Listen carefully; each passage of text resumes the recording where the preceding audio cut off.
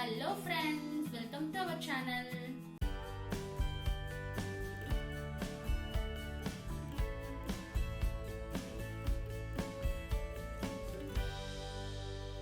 இன்னைக்கு நம்ம என்ன ரெசிபி பார்க்க போறோம்னா பீர்க்கங்காயை வச்சு ஒரு கூட்டு எப்படி பண்றதுன்னு தான் நம்ம இன்னைக்கு பார்க்க போறோம். வாங்க நம்ம இப்ப பார்க்கலாம் எப்படி செய்யறதுன்னு.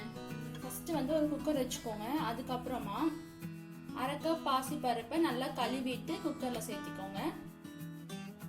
அதுக்கப்புறமா ஒரு பீர்க்கங்காயை இந்த மாதிரி கட் பண்ணி எடுத்துருக்கேன். இப்போ நம்ம அதை சேர்த்திக்கலாம். சின்ன சைஸ்ல இருக்கிற ஒரு வெங்காயம், மீடியம் சைஸ்ல இருக்க ஒரே ஒரு தக்காளி சேர்த்திக்கோங்க. அடுத்தது பாத்தீங்கன்னா பச்சை மிளகாய் சேர்த்திக்கலாம். நான் வந்து 2 சேர்த்து போறேன். உங்களுக்கு காரத்துக்கு ஏற்ற மாதிரி 2 3 சேர்த்திக்கோங்க. அரை டீஸ்பூன் மஞ்சள் தூள், அதுக்கப்புறமா தேவையான அளவு உப்பு சேர்த்துக்கோங்க. அடுத்தது லைட்டா வதக்கி விட்டுக்கோங்க. ஸ்டவ் வந்து மீடியம் ஃப்ளேம்ல வச்சுக்கோங்க, ஏன்னா அந்த பாசி பருப்பு வந்து அப்படியே போய் குக்கர்ல ஒட்டிக்கும். அடுத்தது நம்ம இதில் தண்ணி சேர்த்துக்கலாம். நான் வந்து இன்னைக்கு 2 கப் தண்ணி சேர்த்திருக்கேன். 2 கப் தண்ணி வந்து காயும் பருப்பு வேகிறதுக்கு கரெக்டா இருக்கும். இது இப்போ லைட்டா நம்ம கலக்கி விட்டுடலாம். கலக்கி விட்டதுக்கு அப்புறமா வந்து ஒரு மூடி போட்டு மூடி வச்சிருங்க. ஒரு 2 விசில் வரட்டும். பார்த்தீங்கன்னா விசில் ரிலீஸ் ஆயிடுச்சு. இப்போ நம்ம இதை ஓப்பன் பண்ணி பார்த்துடலாம். நல்லா இது மசிஞ்சே வந்துருச்சு. லைட்டாக அந்த கரண்டியை வச்சு இந்த மாதிரி நீங்கள் மசிச்சு விட்டீங்கன்னா போதும். ஏன்னா நம்ம தண்ணி கரெக்டாக ஊற்றினால இந்த பார்த்தீங்கன்னா கரெக்டாக வந்துருச்சு. அப்படி இல்லைன்னா லைட்டாக அதை கடைஞ்சி விட்டுக்கோங்க.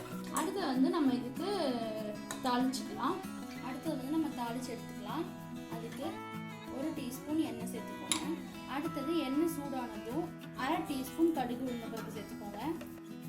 1 டீஸ்பூன் சீரகம், 1/4 டீஸ்பூன் பெருங்காயத்தூள், 1 வரமிளகாய், கொஞ்சமா கருவேப்பிலை சேர்த்துக்கோங்க.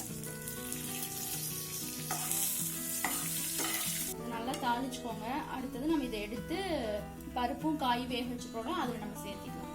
இப்போ வந்து நம்ம தாளிச்சு வச்சிருக்கிறோம்ல, அதை சேர்த்திக்கலாம். லைட்டாக இதை கலக்கி விட்டுக்கோங்க. நல்லா அந்த சீரகம் பெருங்காயத்தூள்லாம் போட்டது சூப்பரா ஸ்மெல் வருது. அவ்வளவுதான் ஃப்ரெண்ட்ஸ், நம்மளோட பீர்க்கங்காய் கூட்டு ரெடி ஆயிடுச்சு.